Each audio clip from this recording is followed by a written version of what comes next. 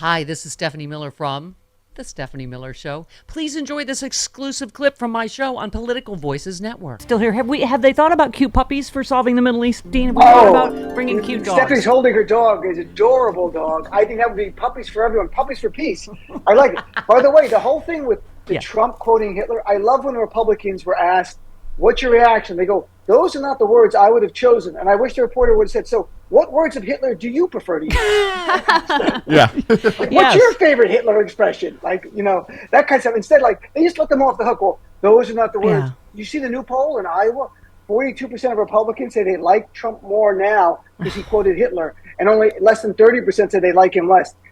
We are dealing with we can all agree on this, everyone listening, that MAGA is a fascist movement that is now closer and closer to a modern day Nazi movement. Yeah. I saw a poll this morning saying that 38% of Republicans like it when Trump breaks the law. Yep.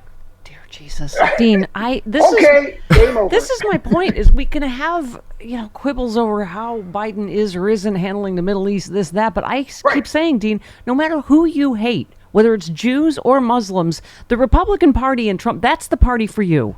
I mean, I was talking about the right-wing rhetoric around Muslims and Palestinians, but the question I asked for the break, I wanted to get you to answer is, again, part of this, to me, it seems like intractable problem is we send aid and then Hamas steals it, right? What do you do about that? You have to have guards with the aids. I mean, the only people that are a military movement there are Hamas, right? It's not like weapons have been coming in for the average person there. That doesn't get in. So Hamas they hoard the weapons. They are a deadly terrorist gang, and they are stealing some aid from people, and it's horrific.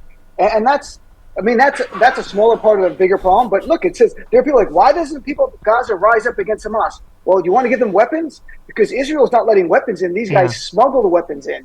And so they're the only one with the weapons. Then an Islamic Jihad, a smaller group there in Gaza, I'm sure they have weapons. The average person, just trying to live their life. Can I just tell you how magical that moment was as we were talking about if peace will ever come to the Middle East, and I said puppies could solve it. Clyde just put his hand on her and she went and almost bit off his arm. So that's pretty much the Middle East is summed up. We were doing a canine version of what Dean was talking about. No, it will never. No. Depends on the breed. Depends on the breed. Poodles for peace? No. I'm not a big fan of poodles. Yeah, we need there are other dogs. Labradors. I was thinking I could do another sexy liberal offshoot tour with you and Ben Glebe and bring the puppies. I don't know. We need a two-breed solution. Yes. I like it. Yeah. Dean, let's get to happier news for a moment, shall we? Sure. What is your take as a lawyer? Because I always make you switch caps on the Colorado ruling and what's, is or isn't going to happen at the Supreme Court and yada, yada. Greatest decision ever. It's that simple. It is perfect. Yes. Look, I love the Trump campaign and his surrogate said, this is undemocratic. No, this is called upholding the United States Constitution. Yeah. That undemocratic is attempting a coup and inciting the January 6th insurrection and engaging in insurrection. That's undemocratic. This is literally upholding the Constitution.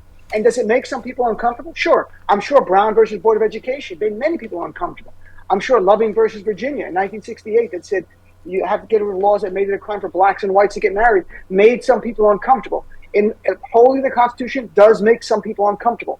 They are upholding it. What the Supreme Court will do is a different question. Yeah. But I don't think it's zero shot the Supreme Court upholds it. I think it's a lesser shot.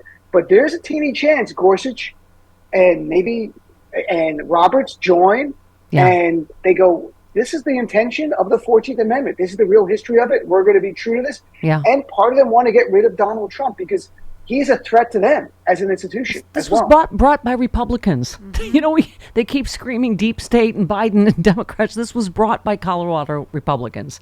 And I was saying, very much so. Yeah. Privately they're cheering for this probably more than we are. I mean, but they're trying to get rid of him without pissing off his crazy base, right? And you have Ron DeSantis literally lying, saying yesterday, there was no trial. This is ridiculous. Yes, there was a full trial in Colorado for a week. Trump's lawyers were involved. They called witnesses like Kash Patel and Amy Kramer. They called expert witnesses. They introduced evidence. They cross-examined all the witnesses. That's what's called due process. That is consistent with our Constitution. And he lost. I mean, he actually won in that case on not being disqualified, but he lost on engaging in insurrection. Look, Democrats have a great case to talk about Donald Trump engaged in insurrection. That's not going to move the MAGA base, but people in the middle, you hope that it moves them to say, look, this January 6th, Donald J. Trump production from beginning to end. There's no debating it. And that's what was so great about the opinion. They said Trump, he contemplated and he set it into action. They used those words. It's really a remarkable decision. I really enjoy. I liked it very much. Yeah. Well, as we say, hopefully we will sort all our differences as we get into election year, Dean, because it just, to me, I'm like, he's running on the same hate he ran on the last time, right?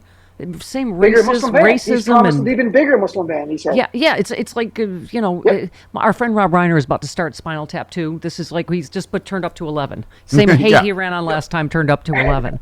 And it's literally not hyperbole to say this could be the end of our democracy. I mean, that's really the democracy versus fascism is really the choice. Right. It's not Trump versus Biden. It's Trump versus democracy. It's Trump versus reproductive freedom. Yeah. It's Trump versus academic freedom. It's Trump versus freedom of speech. Yeah. I mean, that's what the election in 2024. And look, those are the arguments on, you go back to the Middle East, people upset with Biden now. Those are the arguments next fall to make to people on the bigger issues. And there's a lot of time between now and then. At the same time, I think it's important if people have an issue with the president on any issue, they should speak about it. It's fossil fuels, climate change, whatever. That's how we move the people we have elected. Yeah. Your Republicans are not silent in the base when they don't like something. We're not being less Democrats by pushing our president one way or the other. It's up to the president to choose what they're going to do. Good thing is I could talk to you forever, and as we've said, the Muslims will be next to the lesbians in Trump's internment camps, so we'll just continue talking through the fence. Yeah. We won't have a radio show anymore, but okay. I love you, Dean Obeidallah. Love you too. Thanks. Happy New Year. Happy New Year, Dean. Bye. Thank you. Listen to Dean right here on Sirius XM Progress. Yay. There it is, my first drink of the day, Z-Biotics Pre-Alcohol Probiotic.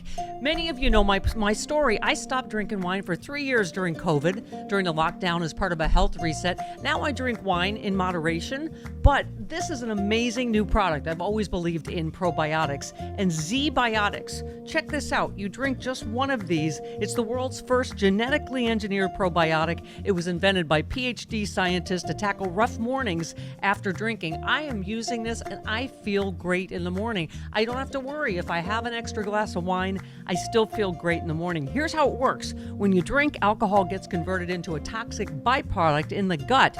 I've always had acid reflux problems.